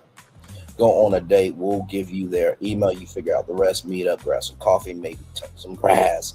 We've made 35,000 matches, and they often turn real dates 10 times more than Tinders. So you fill out a 10-minute questionnaire about your values and what matters to you. Then each week, decide if you want us to send you a match. We'll introduce you to one person we think you generally click with. You both get a little note with your first names, what you share, why we match with you. From there, it's your chance to make plans, see where it goes. How does the matching algorithm work? We draw on compatibility research like value alignment studies, the Big Five, and findings from social psychology on friendship and romance to make thoughtful suggestions of who you might click with. We also train an AI system end-to-end folding into your feedback from past dates to get smarter matches over time. That's as much as we can say here. Here's about the nitty-gritty. you might be the kind of person who should join our team. So I love the winking face emoji. And by the way, I love companies that can engage with their consumers, right? Because usually with Match.com, which is the company that owns most dating apps, it's like, we believe in love, and that's it. But it's like here you're engaging with the audience, like, hey, we're here for you to win, which is nice. What do you do with my data? First of all, we never sell your data. Also, the Stanford students helping promote Date Drop on campus. Never see your data either. Your answers are only used for matching occasional insights that we will share with our blog, like engineering students on Date Drop are more likely to want to build long-term relationships. Never anything identifiable about you personally. A very small trusted team maintains a system. They even don't see your personal details alongside your responses. In the database, your name and email stored in one place, while your answers live separately under a random ID. Who can join? Right now, it's open to Stanford students, both undergrads and grad students, with an active stanford.edu email. Alumni, we have a guide. We're working on ways to welcome you. What measures are taken to ensure safety? Everyone verifies with a stanford.edu email. Only your match ever gets your contact info. No one else can contact you through Date Drop. If someone makes you uncomfortable, you can report. We'll remove it. Does it cost money? No, it's free. Is this for non-romantic relationships? Not right now, though. The focus is staying through along the way. Plenty of people have ended up with new friends too. What if I'm busy? That's okay. You get to decide each week if you want to match. If it's midterms, files, or you just need a breather, we can skip. We'll be here when you're ready again. Does it work?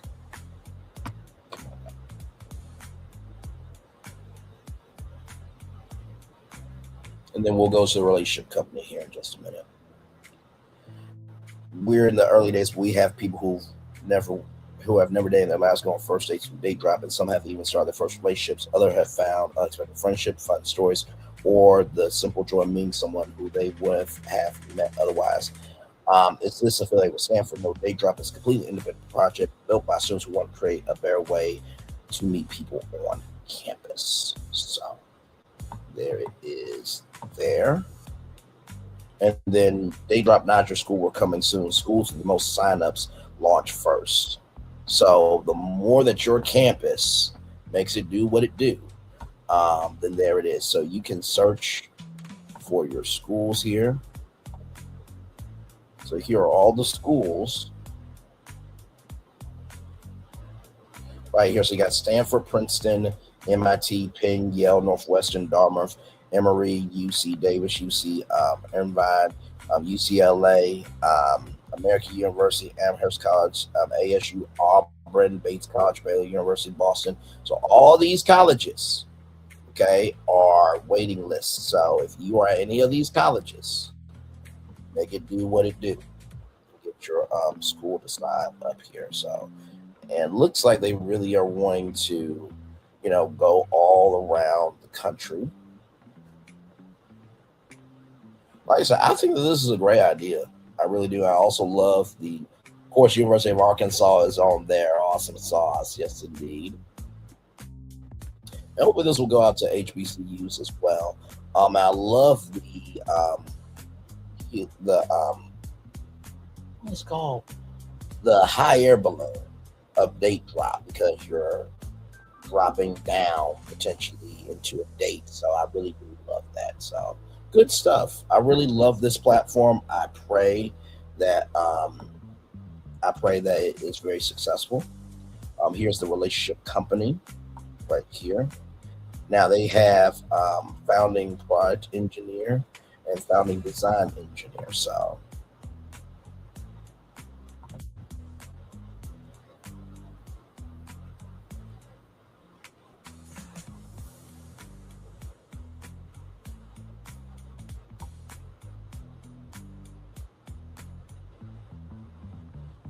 So here it is here, right here. So you will be the first design engineer hired working directly with the founder. You'll help shape the product, brand, and culture from the ground up. Help us go from 10,000 to 1 million users. So build features end-to-end, obsess over details like performance, layout, typography. Talk to users, analyze product usage, synthesize insights, help define how a product looks, define our brand identity, design systems, making it easy for the team to ship exceptional experiences, anchor a culture obsessed with craft, and delightful intentional experiences. And then here is everything you need to know about what you need to be the founding designer. And then, of course, here, top of the market compensation, free daily lunch, dinner, caffeine, generous budget for AI tooling, $100 a month gym stipend, and $100 a month relationship stipend as well. And then, of course, there is a founding product engineer as well, because y'all know we always are about promoting opportunities. So there are people that have great engineering degrees that they just need a shot. So here it is. Here on features end-to-end, front-end, back-end AI integration for all train simple projects, train a gradient boosted tree to predict compatibility, use it to discard low simple questions from our questionnaire, designed to implement an in-app AI dating coach, helps people better understand themselves. Number 2, enriches our representation of them. And 3, serves as a more integrated means of collecting match feedback. Create a person embedding model for integrating the data from match feedback from others onto their profile. Launch experiment with a AI interviewer instead of the questionnaire, measuring results and determine next steps. Talk to users several times a week. In turn, what you learn to technical product decisions. Pick up whatever else needs doing from growth to ops. Learn a lot about building things people love, about 0 to 1 in about yourself. And so right here, if you want this job of the founding product or design engineer, you email Henry at Relationship Co. with your resume, 3 sentences about why you want to apply, your LinkedIn/personal website, any project you made with links, and then the process: 20-minute initial chat, 30-minute technical, 15-minute product sense, 45-minute technical, and then a paid work trial. Now, there's a company called NERO that I applied for that has that same type of process with a paid work trial. And I believe that that's an amazing idea to actually let people try out the job to showcase that they can do it. I think that's wonderful, wonderful, wonderful.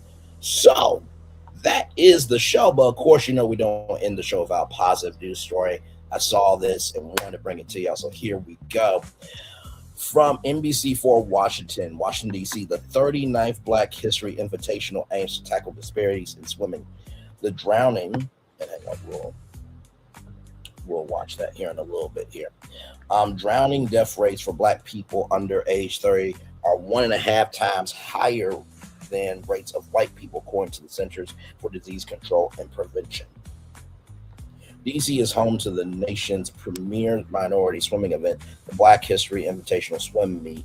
The meet draws in more than 1,000 swimmers from across the country each year. This year, 1,300 swimmers from 38 states came out, a record for the event. So almost the whole country, which is amazing. They love to swim, and we love to see it, said Finney Freeman, the director of the DC Department of Parks and Recreation. Logan Bunn, who is from Ward 8, has been participating in the last few years. I primarily learned how to swim simply because my mom wanted me to do a sport, especially because a lot of Black kids don't know how to swim, she said. Former Mayor Marin Berry founded the Invitational to break down racial barriers in swimming. We try our best to build our African-American swimmers, Freeman said. Rather, there is still a disparity nationally about African-American youth. Drowning death rates for Black people under age 30 are 1.5 times higher than rates of white people, according to the Centers for Disease Control and Prevention. Disparities are highest among Black children between the ages of 5 and 9. The rate is 2.6 times higher than rates of white people, and for Black children between the ages of 10 and 14, it's 3.6 times higher. That's why the parents of Joey Webb make sure to get her lessons early. We saw numbers of the amount of Black kids drown, and we knew we didn't want our daughter to be a statistic. Rosalind Balcom, Joy's mom, said the family traveled all the way from Jacksonville, Florida, so Joy could compete in this competition for the first time. We didn't even know that there was such an invitational swim meet such as this, and we just thought it would be a great opportunity for her. Balcom said the invitation will continue Sunday. If you'd like to watch from home, there is a live stream, so I will bring up that stream now. I think the stream is over, but just to show the website that this does exist. No, actually, my bad. It starts today. Okay, my bad. So next year, so already ended. So February 12th through the 14th, 2027. Right here, 300 Van Buren Street, Tuckahoe, Quaxar, Northwest. So here was the video stream here that you could have watched. And look at that logo. Oh, man, this is awesome. This is incredible. This was founded in 1987 by the D.C. Department of Parks and Recreation, DPR, the United States Black Fund, UBF. In our Black History Month, these two organizations have worked together every year since to produce the first swim meet in the nation to celebrate this important month that highlights the contributions of African Americans to U.S. society. The invitation was founded with the goals of providing urban youth nationwide with a positive outlet, expression, and exposure to strong competition, a forum to meet positive role models, and the opportunity to visit the nation's capital. Since the very first year, DPR and UBF are proud that the Black History Invitational Swim Meet has fulfilled these goals and has grown from a small local competition to now one held by USA Swimming, the national governing body for the sport of swimming.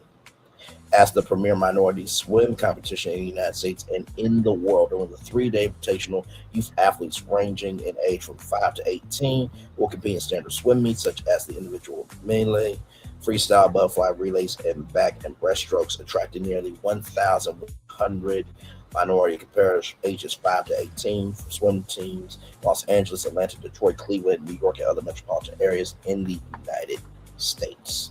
So this is eligible for all swimmers. U.S. swimming membership is not required for entry to the meet. Priority acceptance of entries will be given to teams and athletes who swam in the meet the previous year. Any new teams or athletes interested in attending should notify the meet directly with an estimated number of swimmers. So here is the application to officiate if you want to officiate during the meet. So I think that's absolutely incredible.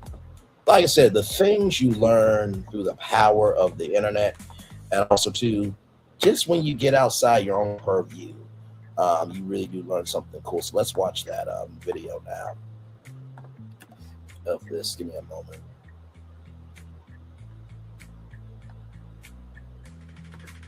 Here we go. Here.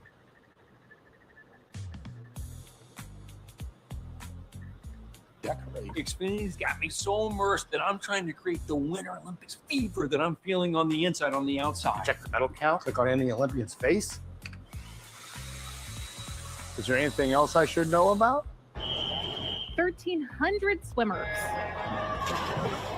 from 38 states. That's a record for the Black History Invitational Swim Meet. They love to swim, and we love to see it.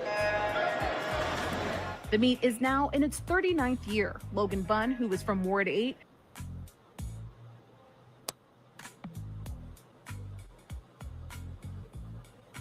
has been participating the last few years. I primarily learned how to swim simply because my mom wanted me to do a sport, especially because a lot of Black kids don't know how to swim.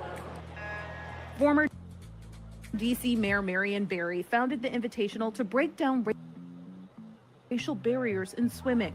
And we try our best to build our African American swimmers. There still is disparity nationally about African American youth. According to the CDC, drowning death rates for Black people under age 30 are 1.5 times higher than rates of white people. Disparities are highest among Black children.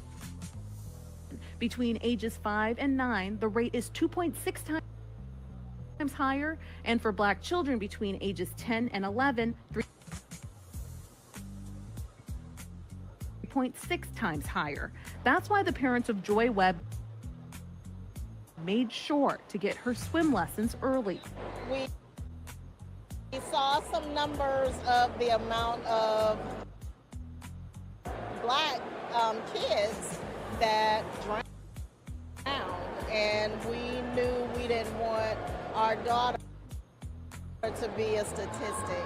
The family traveled all the way from Jacksonville, Florida, so Joy could participate in this competition for the first time. We didn't even know that there was such an invitational swim meet such as this, and we just thought it would be a great opportunity for her. The swim competition continues on Sunday. If you can't make it here, there is a live stream so you can watch it from home. In the district, Jessica Albert, News 4. Thank you, Jessica. That was amazing, amazing, amazing. Y'all, that's our show. Thank you so much. I believe the meet was from February 14th to the 17th of this year. So sad that I didn't get to see the stream, but the 40th anniversary will be happening next year. So it should be a great time. All right, y'all, that's it for me. Thank you so much for being here. One love, much love, all love to each and every single one of you. Like I said, Married to Medicine tonight at 6 o'clock. And then, of course, join me tonight for Universal 64 or U64, the official Universal fan club. I'm going to break down the tiers. I'm going to break down the fest. I'm going to break down everything and tell you why Universal could potentially be doing a fan club very soon. One love, much love, all love. I feel the love. And send it right back to you. Have a wonderful day, everybody. I love you all. Bye-bye.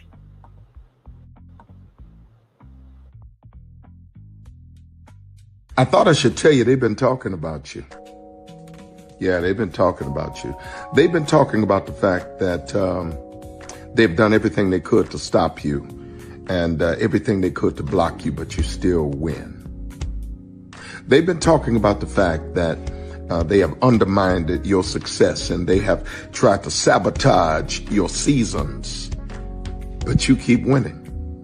They've been talking about the fact that even though they don't like each other, they get together to try to kill you, but you keep winning. They've been talking about the fact that you were voted least likely to succeed, but like cream, you keep rising to the top. They've been talking about how they tried to burn your world down, but like the phoenix, you rose from the ashes. They've been talking about you. And you know what they say? Oh, she's just lucky. He's just lucky. But no, you ain't lucky. You're anointed.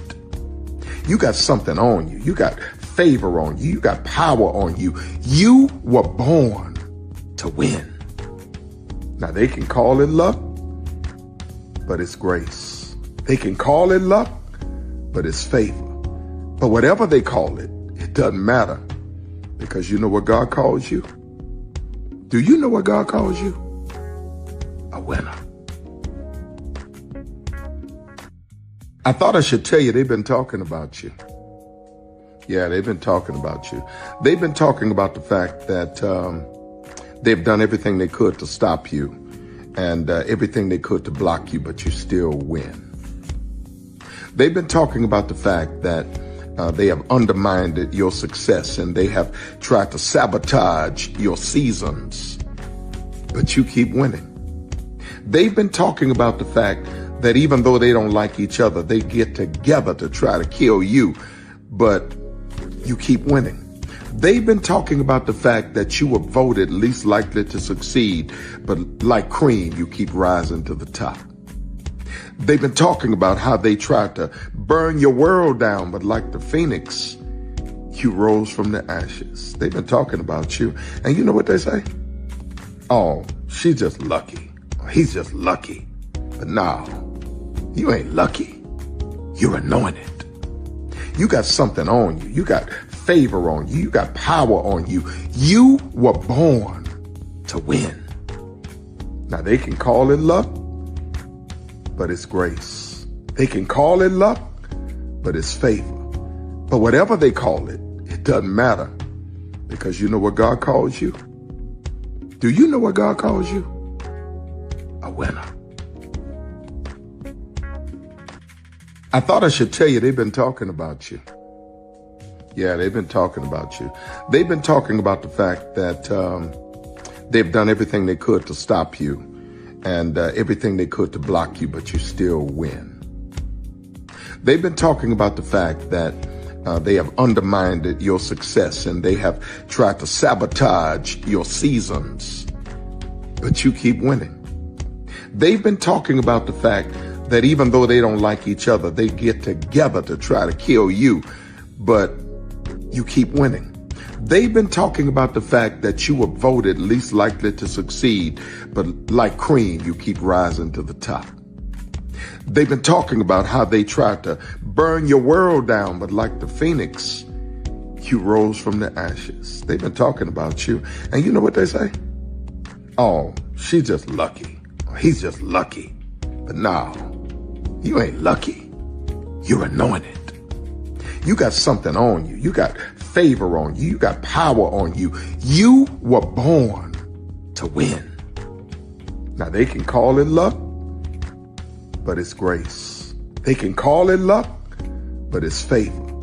But whatever they call it, it doesn't matter, because you know what God calls you? Do you know what God calls you? A winner.